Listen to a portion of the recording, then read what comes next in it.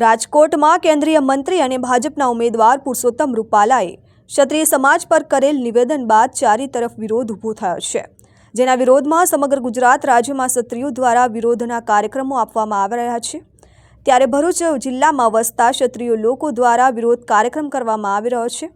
જેમાં થોડા દિવસ પહેલા જ ભરૂચના BAPS સ્વામિનારાયણ મંદિર ખાતે પ્રદેશ પ્રમુખ CR પાટીલની સભા પહેલા જ કાળા વાવટા ફરકાવી વિરોધ નોંધાવ્યો હતો, પરંતુ પોલીસે તેમની અટકાયત કરી હતી। જે બાદ 27 એપ્રિલના રોજ ભરૂચ જિલ્લાના ઝઘડિયા તાલુકાના રાજપારડીના ખડોલી ગામ ખાતે કેન્દ્રીય ગૃહમંત્રી અમિત શાહની જાહેર સભાના કારણે ભરૂચ નર્મદા જિલ્લાના દરેક તાલુકા અને ગામોના તમામ ક્ષત્રિય સમાજના યુવાનો અને વડીલોની પોલીસ દ્વારા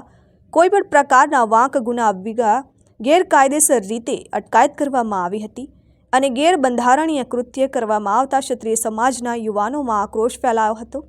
જેના વિરોધમાં ભરૂચ કલેક્ટર કચેરી ખાતે મોટી સંખ્યામાં એકત્રિત થઈને જિલ્લા કલેક્ટર તુષાર સુમેરાને આવેદનપત્ર પાઠવી રજૂઆતો કરી હતી, જેમાં પોતાનો મત વ્યક્ત કરવો અને રેલી કાઢી પ્રતિક ઘરના કરવા એક બંધારણીય મૂળભૂત અધિકાર છે અને કોઈપણ પ્રકારનું ચૂંટણી જાહેરનામું અસ્તિત્વમાં ન હોવા છતાં ખોટી રીતે શાંતિપૂર્ણ રીતે પ્રદર્શન કરી રહેલા સમાજના યુવાનો કાર્યકરોની અડધી રાત્રે તેમના ઘરેથી અને અજાણ્યા સ્થળેથી અટકાયત કરી